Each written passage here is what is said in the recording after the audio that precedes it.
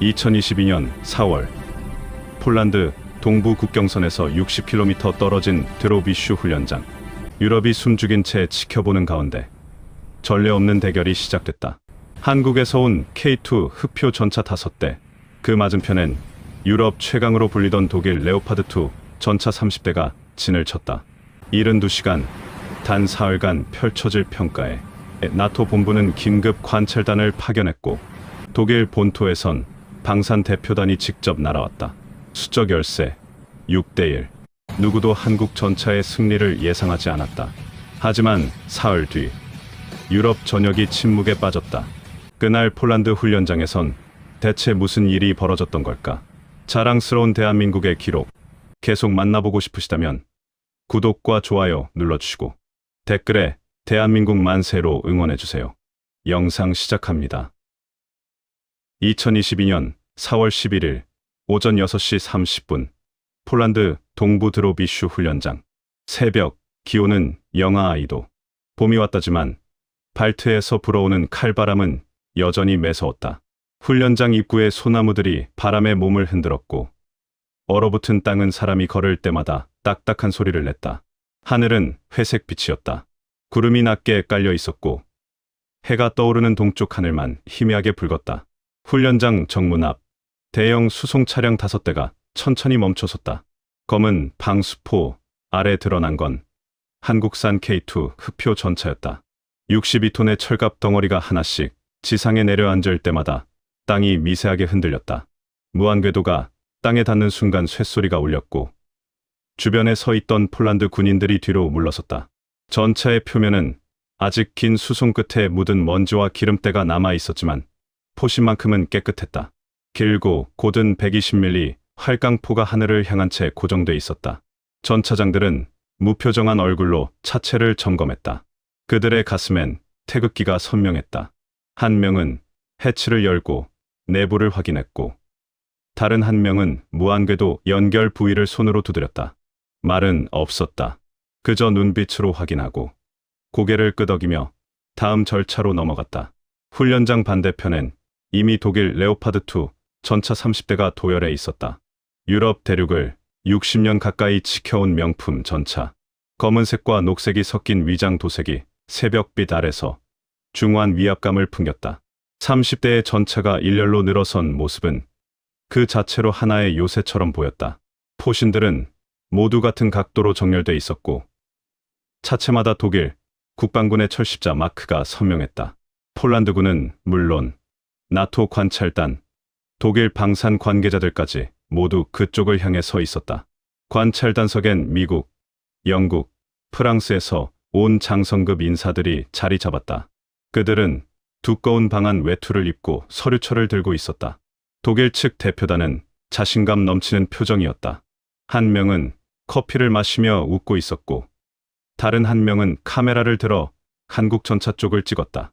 한국 팀을 바라보는 시선엔 호기심보다 의구심이 짙었다. 숫자로만 보면 5대 30대. 누가 봐도 불공정한 대결이었다. 폴란드 국방부 관계자 하나가 작게 속삭였다. 저걸로 72시간을 버틸 수 있을까? 옆에 서 있던 나토 관찰관이 서류를 넘기며 고개를 저었다. 표정만으로도 답은 정해진 듯 보였다. 그 말이 채 끝나기도 전에 K2 전차 엔진이 일제히 깨어났다. 낮고 묵직한 울림이 새벽 공기를 가득 채웠다. 디젤 엔진 특유의 진동이 땅을 타고 퍼져나갔고 계기구에서 뿜어져 나온 열기가 차가운 공기와 만나 하얀 김을 만들었다. 한국 전차장들은 해치를 닫고 통신을 점검했다. 차분하고 정확한 목소리만이 무전기를 오갔다. 교신 내용은 짧았다. 연료 상태, 탄약 적재 확인, 사격 통제 시스템 점검. 모든 절차가 기계처럼 정확하게 진행됐다. 독일 측은 여유로운 표정이었다. 30대 한 개의 대대 규모. 그들에겐 이미 승리가 예정된 경기처럼 보였다. 레오파드2는 1979년부터 독일 연방군의 주력 전차로 쓰였고 나토 회원국 18개국이 채택한 검증된 무기였다. 실전 경험도 풍부했다. 아프가니스탄, 시리아, 예멘에서 수많은 전투를 치렀고 유럽 방위의 상징으로 자리 잡았다. 독일 전차장들은 해치 위에서 담배를 피우며 농담을 주고받았다. 그들에겐 이번 평가가 일종의 시범 기회처럼 느껴졌다. 한국 전차가 아무리 신형이라 해도 경험과 숫자에서 압도적이었다. 하지만 그 순간 한국 전차 한 대가 부드럽게 움직였다. 무한궤도가 땅을 밀며 천천히 전진했고 포탑이 좌우로 회전하기 시작했다. 유압 장치의 정교함이 느껴질 정도로 매끄러운 움직임이었다.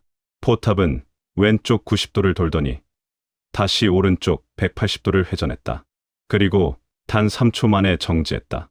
포신은 정확히 정면을 향했다. 떨림 하나 없었다. 유럽 관찰단 몇몇이 고개를 갸웃했다.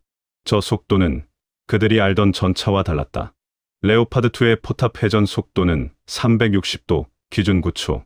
서방 전차 중 빠른 축에 속했다. 하지만 K2는 그보다 훨씬 빨랐다. 나토 관찰관 한 명이 스톱워치를 다시 확인했다. 믿기지 않는다는 표정이었다. 독일 측 기술진도 눈빛이 변했다. 한 명이 쌍안경을 들어 K2의 포탑 연결부를 자세히 들여다봤다. 프랑스 관찰관이 메모를 시작했다. 폴란드 현장 지휘관이 손목시계를 보며 입을 열었다. 평가 시작까지 30분. 새벽의 긴장감이 훈련장 전체를 짓눌렀다. 오전 7시 정각 폴란드군 준장이 단상에 올랐다. 그의 손엔 두꺼운 서류 뭉치가 들려 있었다. 폴란드 국방부가 6개월간 준비한 평가 매뉴얼이었다. 이번 대결은 단순한 시범이 아니었다. 러시아의 위협이 현실화된 2022년, 폴란드는 새로운 주력 전차를 시급히 도입해야 했다. 기존에 운용하던 구형 T72 전차로는 동부 국경을 지킬 수 없었다. 후보는 두 가지였다. 유럽의 전통 강자 독일 레오파드 2A7, 그리고 아시아에서 온 신의 K2 흑표. 폴란드 정부는 객관적 비교를 위해 72시간 연속 평가를 설계했다. 평가 항목은 모두 6가지였다. 기동력, 사격 정확도, 야간 작전 능력, 혹한 대응력, 연속 교전 지속력, 그리고 정비 편의성. 각 항목은 실전 시나리오를 기반으로 설계됐고 나토 표준 평가 기준을 따랐다. 준장이 마이크 앞에 섰다. 양측 전차는 동일한 조건에서 평가받는다. 공정성을 위해 모든 과정은 나토 관찰단이 감독한다. 평가는 지금부터 72시간 동안 중단 없이 진행된다. 그의 목소리는 차갑고 단호했다. 한국 측 전차는 5대, 전차장, 포수, 조종수, 탄약수로 구성된 4인 1조, 승무원 5개 팀, 총 20명이었다. 모두 한국 육군 기갑부대 출신이었다. 평균 복무 경력은 12년. 이들은 출국 전 3개월간 K2 전차와 함께 훈련했다. 포항, 양평, 인제의 산악 지형에서 기동훈련을 반복했고 영하 15도의 강원도 설안지에서 혹한 적응 훈련을 마쳤다. 사격 훈련은 1000발 이상 실시했다. 정지 목표, 이동 목표, 장거리 목표까지 모든 시나리오를 준비했다. 하지만 이들 중 누구도 유럽 땅에서 실전 평가를 받아본 적은 없었다. 전차장 중 한 명이 해치 밖으로 고개를 내밀어 주변을 살폈다. 땅은 평평했지만 곳곳에 움푹 패인 자국이 보였다. 과거 포격 훈련의 흔적이었다. 지평선 너머로 작은 언덕이 보였고 그 사이로 자작나무 숲이 띄엄띄엄 자리했다. 바람은 여전히 차가웠다. 그는 해치를 닫고 헬멧 통신기를 켰다. 전 차량, 시스템 최종 점검. 간결한 명령이 떨어졌다. 독일 측은 30대, 레오파드 2A7은 독일 크라우스 마파이 베크만이 제작한 3세대 주력 전차의 최신형이었다. 전투 중량 63.5톤, 1500마력 엔진, 120mm 활강포 장착, 복합 장갑과 능동 방어 시스템까지 갖춘 이 전차는 유럽 18개국이 채택한 베스트셀러였다. 실전 경험도 풍부했다. 2015년 시리아 북부에서 터키군이 운용한 레오파드 2A사는 아이시스와의 교전에서 압도적인 화력을 과시했다. 비록 일부 차량이 대전차 미사일에 피격됐지만 승무원 생존율은 90%를 넘었다. 독일 전차병들은 자부심이 강했다. 그들은 K2를 아시아산 신형쯤으로 여겼다. 기술적으론 흥미롭지만 실전 검증이 부족하다고 판단했다. 독일 측 지휘관은 50대 중반의 중령이었다. 그는 30년간 기갑부대에 복무했고 나토 합동훈련을 수십 차례 지휘한 베테랑이었다. 그의 얼굴엔 여유가 있었다. 30대 대 5대 수적 우위만으로도 충분했다. 오전 7시 15분 첫 번째 평가 과제가 공개됐다. 장애물 돌파, 기동 평가. 훈련장 중앙에 설치된 3km 구간을 최단 시간 내에 통과하는 과제였다. 구간 안엔 대전차 참호, 진을궁덩이, 경사 15도 언덕, 폭 2m 도랑이 배치돼 있었다. 전차는 이 모든 장애물을 넘어야 했다. 단, 무한궤도 이탈이나 엔진 과열 시 즉시 실격 처리됐다. 독일 측이 먼저 나섰다. 레오파드2 한 대가 출발선에 섰다. 엔진 소리가 높아졌고 전차는 힘차게 전진했다. 첫 번째 참호를 넘을 때 차체가 크게 흔들렸지만 무난히 통과했다. 진흙 구간에선 속도가 떨어졌다.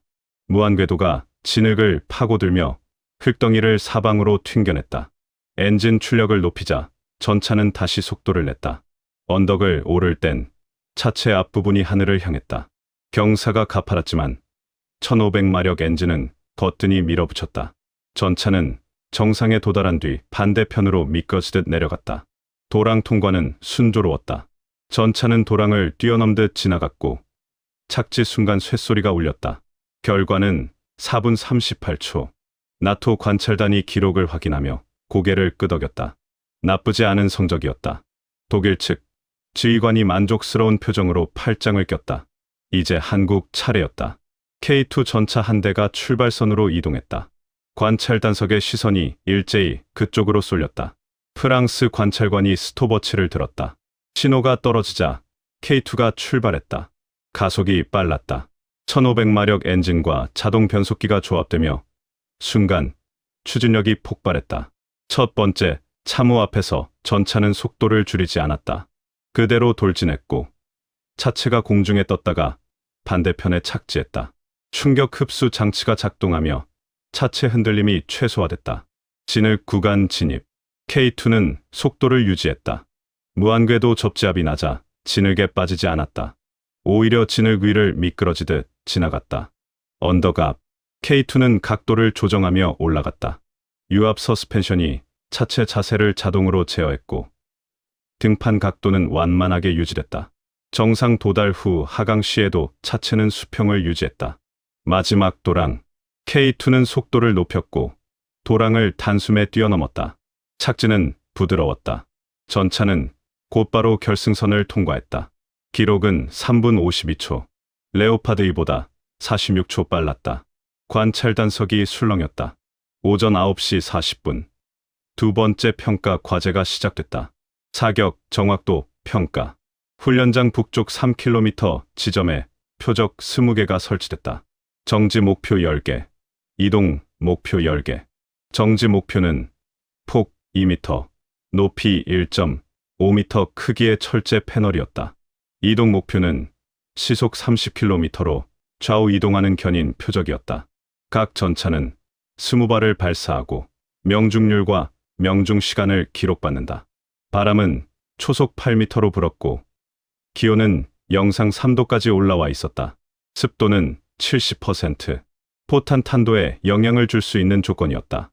나토 관찰단은 레이저 측정 장비와 고속 카메라를 설치했다. 모든 발사 과정은 0.01초 단위로 기록됐다. 독일 측이 먼저 사격 위치에 섰다. 레오파드2 한 대가 발사 지점에 정차했다. 포수가 조준경을 들여다봤다. 목표물까지 거리는 2800m. 바람 보정, 온도 보정, 습도 보정을 수동으로 입력했다. 포신이 천천히 움직이며 목표를 향했다. 5초 후 첫 발이 발사됐다. 굉음과 함께 포구에서 불꽃이 튀었다. 포탄은 포물선을 그리며 날아갔고 2.4초 후 표적에 명중했다. 철제 패널이 뒤로 넘어가며 먼지를 일으켰다. 관찰단이 박수를 쳤다. 독일 포수는 계속해서 조준하고 발사했다. 정지 목표 10개 중 9개를 명중시켰다. 명중률 90%. 이동 목표는 더 까다로웠다. 목표가 움직이는 속도와 방향을 예측해야 했다. 포수는 조준경 안에서 목표를 쫓았고 타이밍을 재며 발사했다. 10발 중 6발이 명중했다. 명중률 60%. 전체 평균 명중률은 75%였다. 발사 준비 시간은 평균 8초. 나토 표준 기준으로 우수한 성적이었다. 독일 측 지휘관이 고개를 끄덕였다. 레오파드2의 사격 통제 시스템은 검증된 기술이었다. 1980년대부터 개량을 거듭하며 완성도를 높였고 실전에서도 신뢰성을 입증했다. 독일 포수들은 자신감에 차 있었다. 오전 10시 20분 K2의 차례가 왔다. 한국 전차 한 대가 발사 위치로 이동했다. 엔진을 끄고 정지했다. 포탑이 부드럽게 회전하며 목표 방향을 향했다. 한국 포수는 조준경 앞에 앉았다. 그의 오른손은 사격 통제 패널 위에 올려져 있었다. K2의 사격 통제 시스템은 자동화 비율이 높았다. 레이저 거리 측정기가 목표까지 거리를 0.1초 만에 측정했다. 풍속계, 온도계, 습도계가 실시간 데이터를 전송했다. 탄도 컴퓨터가 이 모든 정보를 종합해 최적 조준점을 계산했다. 포수는 조준점에 십자선을 맞추고 버튼을 눌렀다. 발사 준비 시간은 3초. 첫 발이 나갔다. 굉음이 훈련장을 가득 채웠다. 포탄은 직선에 가까운 탄도로 날아갔다. 1.8초 후 표적 정중앙에 명중했다. 철제 패널이 폭발하듯 뒤로 날아갔다. 관찰 단석에서 누군가 작게 탄성을 터뜨렸다. 두 번째 발, 세 번째 발이 연속으로 발사됐다. 발사 간격은 5초. 모두 명중이었다. 포수는 표정 변화 없이 다음 목표를 조준했다. 네 번째, 다섯 번째, 여섯 번째. 발사음이 규칙적으로 울렸다.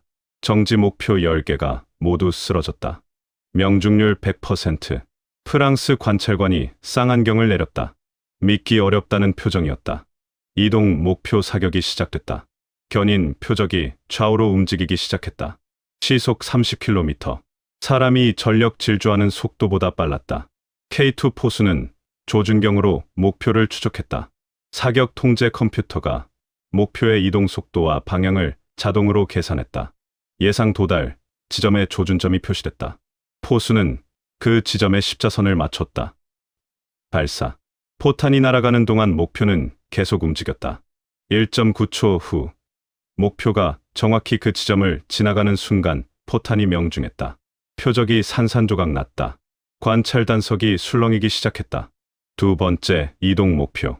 이번엔 목표가 지그재그로 움직였다. 예측이 더 어려운 패턴이었다. K2 포수는 목표를 3초간 추적했다. 컴퓨터가 이동 패턴을 분석했고 최적 발사 타이밍을 알렸다. 포수가 발사 버튼을 눌렀다. 명중. 세 번째, 네 번째, 다섯 번째.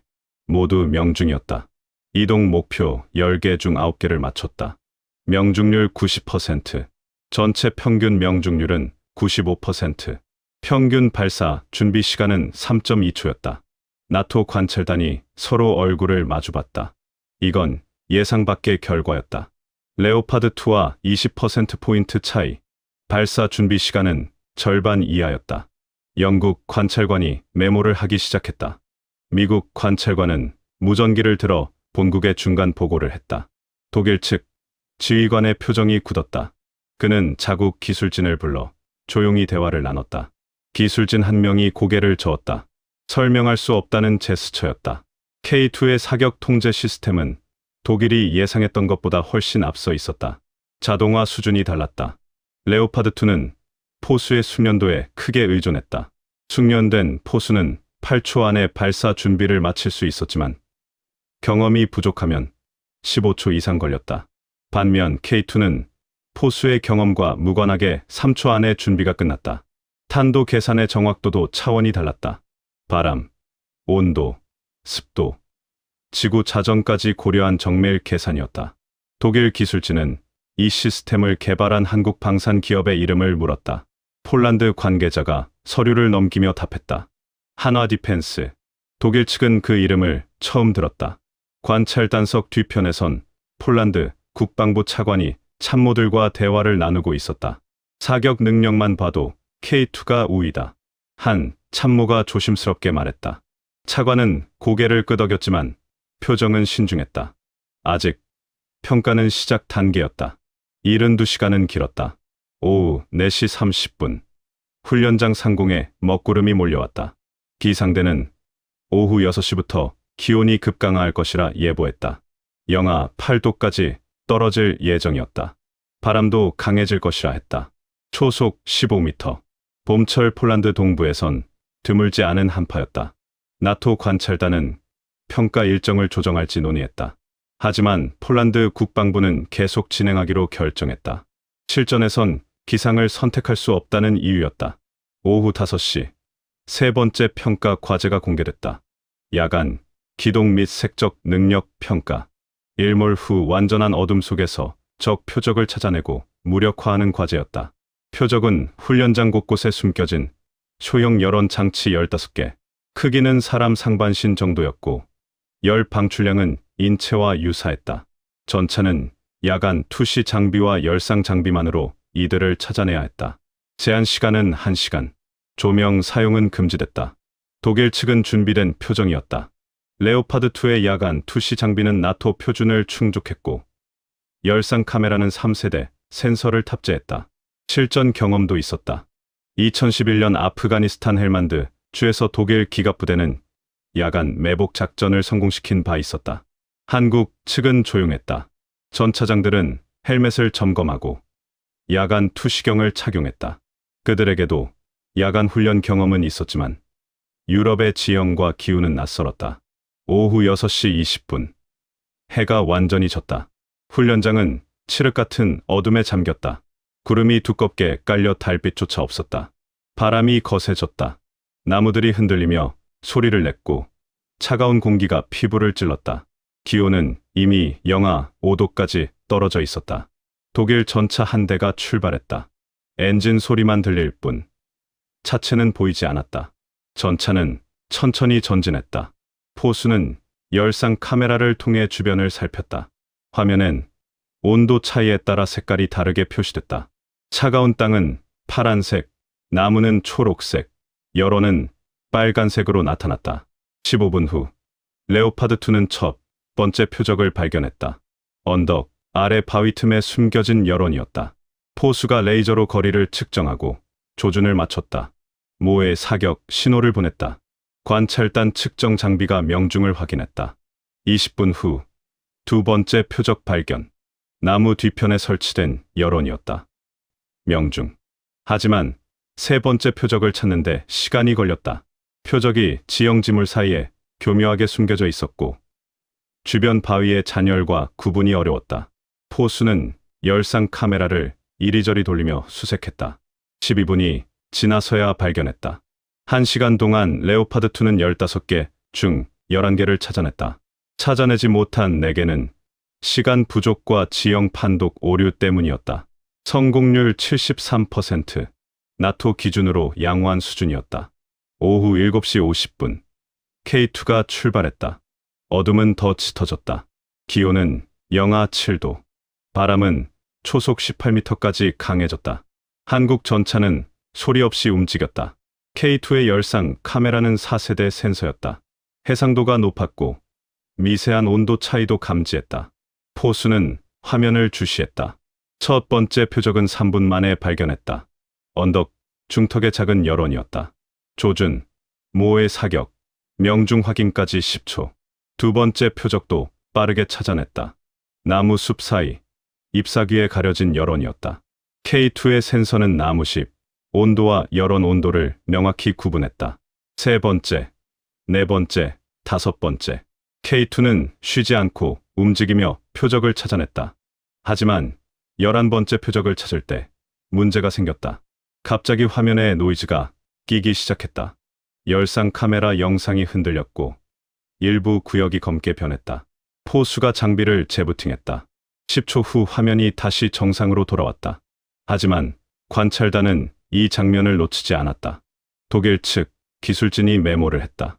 전자 장비 불안정. 프랑스 관찰관이 쌍안경을 들어 K2를 바라봤다. 의구심이 생긴 표정이었다. 그럼에도 K2는 계속 진행했다. 12번째, 13번째 표적을 연이어 찾아냈다. 마지막 2개 표적은 훈련장 가장자리, 자작나무 숲 깊숙한 곳에 숨겨져 있었다. 지형이 복잡했고 나무들이 빽빽했다. K2는 숲 입구에서 멈췄다. 포수는 열상 카메라를 최대 배율로 확대했다. 화면엔 수십 그루의 나무가 보였다. 모두 비슷한 온도였다. 그 사이에서 인공 여론을 구별해야 했다. 30초가 지났다. 포수는 화면의 한 지점에 집중했다. 나무 뒤편, 미세하게 다른 열 패턴이 감지됐다. 자연 여론은 불규칙하지만 인공 여론은 일정한 패턴을 보인다. 포수가 조준점을 맞췄다. 모의 사격, 명중 확인, 14번째 표적이었다. 마지막 표적은 더 깊은 곳에 있었다. K2는 숲 안으로 천천히 진입했다. 무한궤도가 낙엽을 밟으며 바스락거렸다. 나무 가지가 차체에 부딪혔다. 포수는 계속 화면을 살폈다. 2분이 지났다. 화면 오른쪽 상단. 작은 열 반응이 포착됐다. 마지막 표적이었다. 조준, 사격, 명중. 15개 전부 찾아냈다. 성공률 100%. 소요 시간은 48분. 관찰 단석이 다시 한번 술렁였다. 하지만 독일 측은 이의를 제기했다. 중령이 손을 들어 발언권을 요청했다. 평가 중 K2의 열상 장비에서 오작동이 관찰됐다. 이는 장비 신뢰성 문제로 간주돼야 한다. 그의 목소리는 단호했다. 폴란드 심판위원들이 모여 토론을 시작했다. 한국 측 팀장이 설명을 요청했다. 일시적 노이즈는 외부 전자파 간섭 때문이었다. 장비 자체 결함이 아니다. 재부팅 후 정상 작동했고 평가는 문제없이 완료됐다. 심판위원들은 30분간 논의 끝에 결론을 내렸다. K2의 성적은 유효하다. 단, 전자 장비 안정성은 추가 관찰 항목으로 기록한다. 독일 측은 불만스러운 표정이었지만 더 이상 이의를 제기하지 않았다. 밤 9시, 첫날 평가가 종료됐다. 앞으로 48시간이 남았다. 둘째 날 오전 4시, 훈련장은 꽁꽁 얼어붙어 있었다. 밤사이 기온은 영하 12도까지 떨어졌다. 지면엔 서리가 하얗게 내려앉았고 전차 자체엔 성에가 껴 있었다. 승무원들은 두꺼운 방한복을 입고도 추위에 떨었다. 입김이 하얗게 나왔고 손끝 감각이 무뎌졌다. 한국 전차병 한 명이 장갑을 벗고 손을 입김으로 녹였다. 손가락 끝이 빨갛게 부어올라 있었다. 독일 측도 사정은 비슷했다. 레오파드2 승무원 중 한 명이 온열팩을 꺼내 손에 쥐었다. 추위는 사람만 괴롭힌 게 아니었다. 전차 엔진도 냉각돼 시동이 걸리지 않았다. 윤활유가 굳어 기어가 뻣뻣해졌다. 정비병들이 엔진을 예열하느라 분주했다. 30분이 지나서야 엔진들이 하나둘 깨어났다. 배기구에서 뿜어져 나온 열기가 찬 공기와 부딪혀 하얀 연기를 만들었다. 관찰 단석엔 난로가 설치됐지만 야외는 여전히 추웠다. 나토 관찰관들은 털모자를 눌러쓰고 커피를 마셨다. 폴란드 심판위원들은 두꺼운 외투를 여미고 서류를 들고 있었다. 둘째 날 평가는 가혹했다. 연속, 교전, 지속력 평가. 12시간 동안 쉬지 않고 기동, 사격, 정비를 반복하는 과제였다. 실전 상황을 가정한 시나리오였다. 승무원 교대 없이 같은 팀이 12시간을 버텨야 했다. 오전 6시, 평가가 시작됐다. 독일 레오파드2 5대가 먼저 나섰다. 그들은 3km 기동 후 표적 사격, 다시 2km 이동 후 재장전, 그리고 또다시 사격하는 과정을 반복했다. 첫 2시간은 순조로웠다.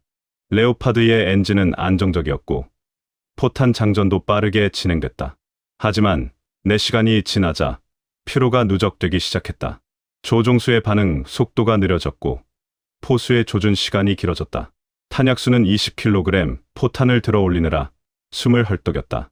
전차 내부는 좁았다. 4명의 승무원이 비좁은 공간에서 계속 움직였다. 땀 냄새와 기름 냄새가 섞여 코를 찔렀다. 엔진 열기가 차체 안으로 전달되며 온도가 올라갔다. 겨울 추위 속에서 전차 안은 오히려 더웠다. 승무원들은 방한복을 벗었지만 땀은 계속 흘렀다. 6시간째 독일 전차 한 대에서 문제가 발생했다. 무한궤도 연결핀이 느슨해져 탈락 위험이 생겼다. 긴급 정비가 필요했다. 정비병들이 달려왔지만 수리엔 40분이 걸렸다. 그 사이 나머지 4대는 계속 평가를 진행했다. 8시간째 승무원들의 눈빛이 흐려졌다. 포수 한 명이 조준경을 보다가 눈을 감았다. 전차장이 어깨를 두드렸다. 정신을 차린 포수는 다시 조준했지만 손이 떨렸다. 10시간째 독일 전차 한 대가 사격을 멈췄다. 포수가 극심한 두통을 호소했다.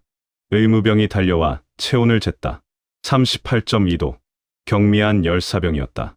평가는 계속됐지만 그 전차는 더 이상 정상 작동할 수 없었다. 12시간 후 레오파드2 5대 중 3대만 평가를 완주했다. 완주율 60%였다. 오후 7시 K2의 차례가 시작됐다. 한국 전차 5대가 일제히 출발했다. 첫 4시간은 큰 문제가 없었다. K2의 자동 장전 시스템이 빠르게 작동했고 포탄을 사람 손으로 옮길 필요가 없었다. 탄약수는 탄약 상태만 점검하면 됐다. 체력, 소모가 줄었다. 하지만 6시간이 지나자 추위가 다시 문제가 됐다. 밤 10시가 넘자 기온이 영하 10도로 떨어졌다. 전차 안은 따뜻했지만 해치를 열 때마다 찬바람이 들이쳤다.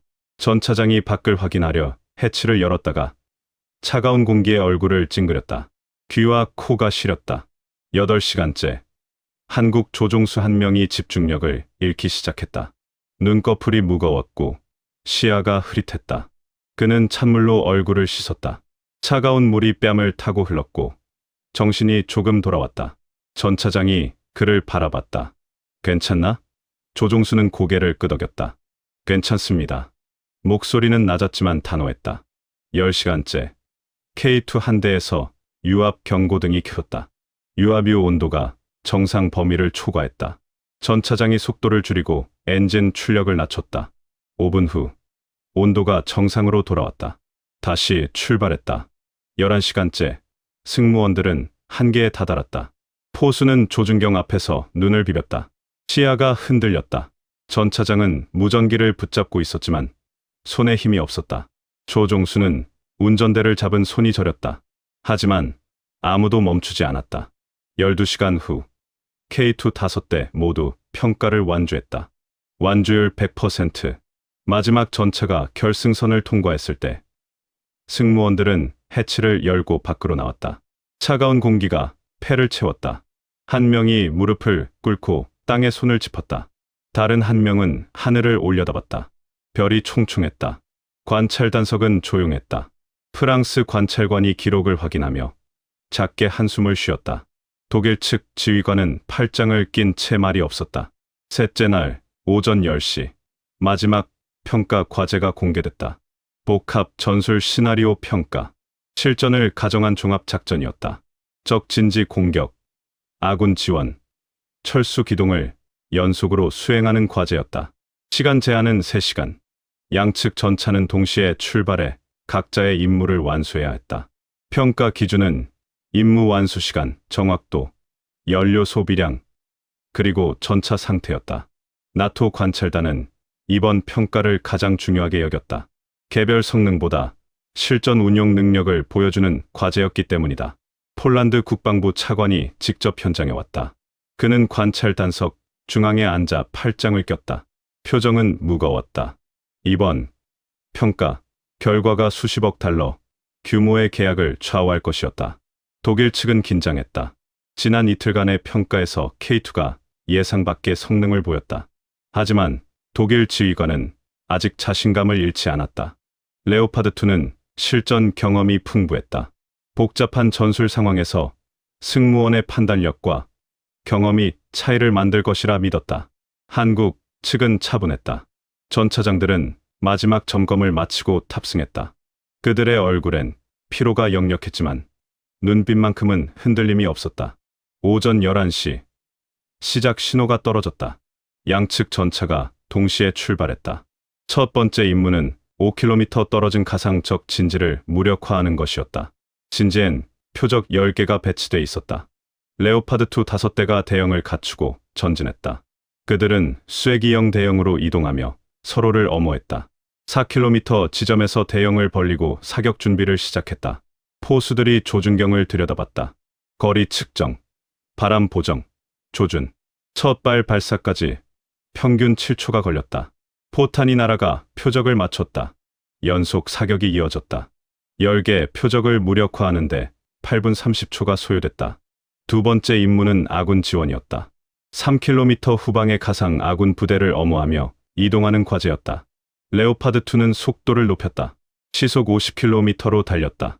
하지만 험한 지형에서 속도를 유지하기 어려웠다. 기복이 심한 구간을 지날 때 차체가 크게 흔들렸고 승무원들이 손잡이를 붙잡았다. 속도를 줄일 수밖에 없었다. 평균 시속 35km로 감속했다. 세 번째 임무는 철수 기동이었다. 출발 지점으로 최단 시간 내에 복귀하는 과제였다. 레오파드2는 경로를 선택하고 이동했다. 하지만 중간에 늪지대를 만났다. 지도상 표시가 불명확했던 구간이었다. 전차 한 대가 진흙에 빠졌다. 무한궤도가 헛돌며 땅을 팠다. 다른 전차가 견인을 시도했지만 15분이 걸렸다. 레오파드2 5대의 총 임무 완수 시간은 평균 2시간 48분이었다. 오후 2시 30분, K2의 차례가 시작됐다. 한국 전차 5대가 일제히 출발했다. 첫 번째 임무, 적 진지 공격. K2는 빠르게 전진했다. 자동 변속기가 지형에 맞춰 기어를 조절했고 유압 서스펜션이 차체 흔들림을 최소화했다. 4.5km 지점에서 사격을 시작했다. 사격 통제 시스템이 자동으로 표적을 탐지하고 우선순위를 정했다. 포수는 조준점에 십자선을 맞추고 연속 발사했다. 발사 간격은 평균 4초. 10개의 표적을 무력화하는데 5분 20초가 걸렸다. 레오파드2보다 3분 이상 빨랐다. 두 번째 임무, 아군 지원 기동. K2는 시속 60km로 달렸다. 험한 지형에서도 속도를 유지했다. 능동형 서스펜션이 지형 변화를 미리 감지하고 차체 자세를 조정했다. 승무원들은 거의 충격을 느끼지 못했다. 차체 안은 부드러웠다. 전차장이 지도를 펼쳐 경로를 확인했다. 손이 흔들리지 않았다. 세 번째 임무, 철수 기동. K2는 레오파드2가 피했던 늪지대를 선택했다. 전차장이 지형을 판단하고 결정을 내렸다. K2의 접지압은 낮았다. 무한궤도 면적이 넓어 지면에 가해지는 압력이 분산됐다. 전차는 늪지대를 미끄러지듯 통과했다. 진흙에 빠지지 않았다. 5대 모두 무사히 출발 지점으로 복귀했다. 총 임무 완수 시간은 평균 1시간 52분. 레오파드2보다 56분 빨랐다. 관찰 단석이 술렁이기 시작했다. 나토 관찰관들이 서류를 들고 일어났다. 프랑스 관찰관은 독일 측 기술진에게 다가가 조용히 뭔가 물었다. 독일 기술진은 고개를 저었다. 설명할 수 없다는 표정이었다. 미국 관찰관은 무전기를 들고 워싱턴 본부에 보고를 시작했다. 폴란드 국방부 차관이 참모들과 긴급 회의를 열었다. 차관이 서류 뭉치를 넘기며 말했다. 이건 예상과 완전히 다르다. 한 참모가 조심스럽게 답했다. 모든 항목에서 K2가 우위입니다. 기동력, 사격 정확도, 지속력, 복합 전술 능력 모두요. 차관은 잠시 침묵했다. 그의 시선은 훈련장 중앙의 K2를 향했다. 독일 측 지휘관은 표정이 굳었다. 그는 본국에 긴급 전화를 걸었다. 베를린 국방부는 즉시 대응팀을 구성했다. 하지만 이미 늦었다. 72시간 평가는 끝났고 결과는 명확했다. 오후 5시 폴란드 심판위원회가 최종 집계를 발표했다. 종합 점수는 K2 94점, 레오파드2 76점, 18점 차였다. 오후 6시 훈련장엔 이상한 정적이 흘렀다. 72시간의 긴장이 풀린 자리에 허탈함이 남았다. 한국 전차병들은 해치를 열고 밖으로 나왔다. 그들은 서로를 바라봤다. 말은 없었다. 한 명이 땅에 주저앉았다. 다른 한 명은 전차 차체에 기댔다. 손이 떨렸다. 긴장이 풀리자 온몸에서 힘이 빠졌다. 전차장 한 명이 헬멧을 벗었다. 머리카락은 땀에 젖어 있었다. 그는 하늘을 올려다봤다. 구름이 걷히고 있었다. 석양이 지평선을 붉게 물들였다. 아름다운 풍경이었지만 그는 감흥이 없었다. 그저 임무를 끝냈다는 생각뿐이었다. 옆에 선 포수가 조용히 말했다. 끝났습니다. 전차장은 고개를 끄덕였다. 그래, 끝났다. 두 사람은 더 이상 말하지 않았다. 승리의 환호는 없었다. 다만 무거운 책임을 내려놓은 안도감만 있었다. 독일 전차병들도 비슷했다. 그들은 자국 전차 옆에 모여 서 있었다. 표정은 복잡했다. 패배를 인정하기 어려웠지만 결과는 분명했다. 한 독일 전차장이 레오파드2 차체를 쓰다듬었다. 60년을 함께한 전차였다. 그는 이 전차를 믿었고 자랑스러워했다. 하지만 오늘 새로운 시대가 왔음을 깨달았다. 관찰단석에선 긴급 회의가 이어졌다. 나토 관찰관들이 테이블에 둘러앉아 데이터를 검토했다. 수치는 명확했다. K2는 모든 평가 항목에서 레오파드2를 앞섰다. 기동력은 20%, 사격 정확도는 15%, 지속력은 40% 높았다. 프랑스 관찰관이 서류를 덮으며 말했다. 이건 기술 세대 차이다. 영국 관찰관이 동의했다. 자동화 수준이 다르다. 사격 통제, 서스펜션, 전자 장비 모두. 미국 관찰관은 조용히 메모를 했다. 그는 이 결과를 펜타곤에 보고해야 했다. 미군도 한국 전차 기술에 관심을 가질 것이었다. 독일 방산 대표단은 충격에 빠졌다. 그들은 유럽 방산 시장을 60년간 지배해왔다. 레오파드 시리즈는 18개국에 수출했고 나토 표준 전차로 자리 잡았다. 하지만 오늘 아시아에서 온 후발주자에게 밀렸다.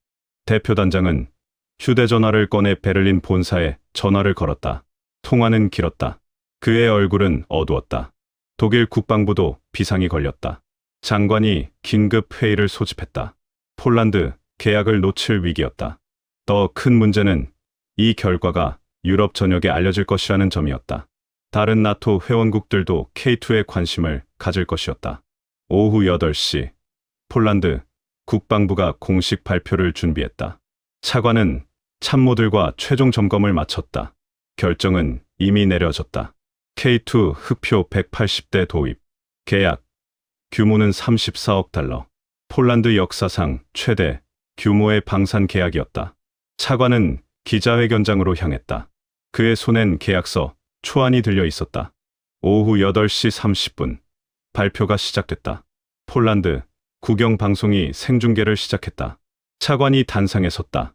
카메라 플래시가 터졌다. 폴란드 국방부는 72시간의 엄격한 평가 끝에 대한민국 K2 흑표 전차를 차기 주력 전차로 선정했습니다. 그의 목소리는 단호했다. 기자들이 일제히 손을 들었다. 질문이 쏟아졌다. 왜 레오파드2가 아닌 K2를 선택했습니까? 차관이 답했다. 평가 결과가 명확했습니다. K2는 모든 항목에서 우위를 보였습니다. 독일 기자 한 명이 다시 물었다. 레오파드2는 검증된 전차입니다. K2는 실전 경험이 부족하지 않습니까? 차관은 잠시 침묵했다. 그리고 천천히 답했다. 실전 경험도 중요하지만 미래 전장에 대비해야 합니다. K2는 차세대 기술을 갖췄습니다. 발표는 20분간 이어졌다. 소식은 빠르게 퍼졌다. 유럽 언론들이 긴급 속보를 냈다. 독일 일간지 디 벨트는 레오파드 시대의 종말이라는 제목을 달았다. 프랑스 르몽드는 아시아 방산의 부상이라 보도했다. 영국 파이낸셜 타임스는 34억 달러 계약, 한국이 가져가다라는 기사를 실었다. 나토 본부는 긴급 보고서를 작성하기 시작했다. 회원국들에게 K2 전차에 대한 기술 평가 자료를 배포했다. 러시아 국방부도 이 소식을 주목했다. 모스크바 크렘린에선 긴급 회의가 열렸다. 러시아 군사 전문가들은 K2의 성능을 분석하기 시작했다. 중국 인민해방군도 마찬가지였다. 베이징 국방부는 한국 방산기술 수준을 재평가하라는 지시를 내렸다. 한국 시각으로 오후 11시 서울 용산 국방부의 소식이 전해졌다. 국방부 장관이 긴급 회의를 소집했다. 참모들은 환호했다. 하지만 장관은 침착했다. 이제 시작이다. 납품과 기술 지원이 더 중요하다. 그의 말이 옳았다. 계약은 시작일 뿐이었다. 앞으로 5년간 180대를 납품해야 했고 30년간 기술 지원을 약속해야 했다. 밤 10시 드로비슈 훈련장. 한국 전차병들은 숙소로 돌아갔다. 그들은 샤워를 하고 침대에 누웠다. 몸은 녹초였지만 잠은 오지 않았다. 한 전차장이 창밖을 바라봤다. 별이 총총했다. 그는 고향 생각을 했다. 3개월 전 떠나올 때 가족들이 배웅했다. 아내는 울었고 아이들은 손을 흔들었다. 그는 돌아가면 아이들에게 뭐라 말할지 생각했다. 자랑은 하지 않을 것이다. 다만 맡은 일을 했다고 말할 것이다. 옆 침대의 포수가 작게 말했다. 우리가 해냈네요. 전차장은 고개를 끄덕였다. 그래, 해냈다. 두 사람은 더 이상 말하지 않았다. 긴 침묵 속에서 잠이 들었다. 2024년 가을, 폴란드 동부 국경선. K2 흑표 전차 180대가 배치됐다. 검은색 위장 도색을 한 전차들이 국경 초소마다 자리 잡았다. 2년 전 드로비슈 훈련장에서 시작된 이야기는 현실이 됐다. 폴란드군 기갑부대는 새로운 전력을 갖췄고 동부 방어선은 한층 견고해졌다. 바르샤바 국방부는 추가로 K2 전차 180대를 더 주문했다. 총 360대. 폴란드는 유럽에서 가장 강력한 기갑 전력을 보유한 국가 중 하나가 됐다. 하지만 정작 그 시작을 만든 사람들은 이미 각자의 자리로 돌아가 있었다. 한국 전차장 5명은 귀국 후 원래 부대로 복귀했다. 그들은 훈장을 받았지만 화려한 환영식은 없었다. 조용히 일상으로 돌아갔다. 어느 날 그들 중 한 명이 예비군 훈련장에서 후임들을 가르치고 있었다. 젊은 병사 하나가 물었다. 전차장님, 폴란드에서 정말 독일 전차를 이긴 게 맞습니까? 그는 잠시 말이 없었다. 그리고 담담히 답했다. 우리가 이긴 게 아니라 전차가 좋았던 거다.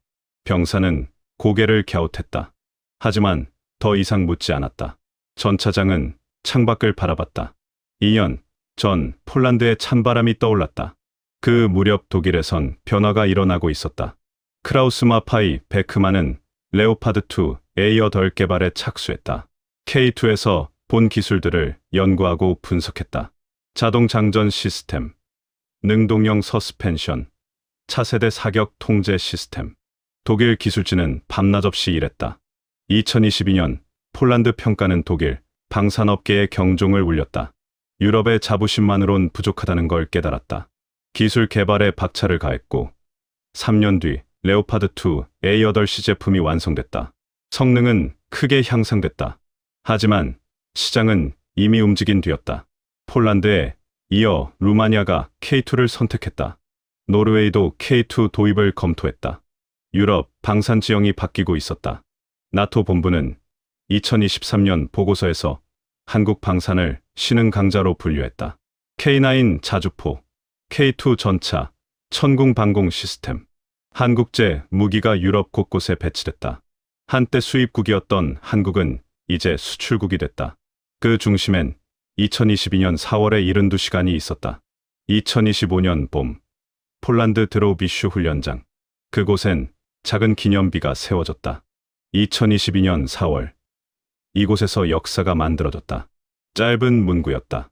기념비 옆엔 사진 한 장이 걸려 있었다. K2 전차 5대가 나란히 선 모습이었다. 폴란드 국방부가 설치한 기념비였다. 매년 4월이 되면 폴란드군 장교들이 이곳을 찾았다. 그들은 기념비 앞에 서서 묵념했다. 신병 교육 과정에 이곳 방문이 포함됐다. 교관들은 신병들에게 말했다. 이곳에서 우리는 선택의 기로에 섰다. 그리고 올바른 선택을 했다. 신병들은 고개를 끄덕였다. 하지만 그들 중 누구도 그날의 긴장과 무게를 알지 못했다. 72시간 동안 승무원들이 느꼈던 중압감, 관찰단이 목격한 충격, 양국 기술진이 겪은 좌절과 자부심. 그 모든 것은 기록으로만 남았다. 한국에선 이 이야기가 뉴스로 잠깐 보도됐다가 잊혔다. 대중은 관심이 없었다. 34억 달러 계약이라는 숫자만 기억됐다. 정작 드로비슈 훈련장에서 무슨 일이 있었는지, 어떤 사람들이 어떻게 싸웠는지는 아무도 몰랐다.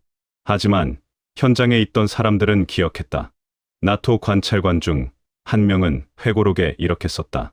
나는 그날 새로운 시대의 시작을 목격했다. 기술의 세대 교체를, 방산 지형의 변화를, 그리고 조용히 일을 해내는 사람들의 힘을 봤다. 폴란드 국방부 차관은 퇴임 인터뷰에서 말했다. 2022년 4월의 결정은 내 생애 가장 중요한 결정이었다. 나는 데이터를 믿었고 결과를 존중했다. 독일 전차장 중 한 명은 동료들에게 이렇게 말했다고 한다. 우리는 졌지만 부끄럽지 않다. 우리는 최선을 다했고 상대는 더 나았다. 그게 전부다. 한국 전차장 5명은 여전히 말이 없다. 그들은 인터뷰 요청을 거절했고 방송 출연도 사양했다. 한 명은 저녁 후 고향으로 돌아가 농사를 짓는다. 다른 한 명은 여전히 군에 남아 후임을 가르친다. 그들에게 폴란드에서의 72시간은 특별한 게 아니었다. 그저 주어진 임무를 했을 뿐이라고 생각한다. 세월은 흘렀지만 기록은 남는다. 2022년 4월 11일부터 13일까지 폴란드 드로비슈 훈련장에서 벌어진 72시간의 대결. 숫자로 5대 30대, 결과로 94점 대 76점. 하지만 그 숫자 뒤엔 사람이 있었다. 추위 속에서 떨던 손, 72시간을 버틴 의지, 결과를 담담히 받아들인 성숙함, 그리고 조용히 일을 해내는 사람들의 힘. 이 이야기가 기억되어야 하는 이유는 승리 때문이 아니다. 묵묵히 맡은 발을 다하는 사람들이 있었고 그들이 만든 작은 변화가 세상을 움직였기 때문이다. 화려한 환호 없이, 거창한 수사 없이 그저 해야 할 일을 했던 사람들. 그들의 이름은 잊혀도 그들이 남긴 흔적은 역사가 됐다. 오늘 영상이 좋으셨다면 구독과 좋아요, 댓글로 응원 부탁드립니다. 끝까지 시청해 주셔서 감사합니다.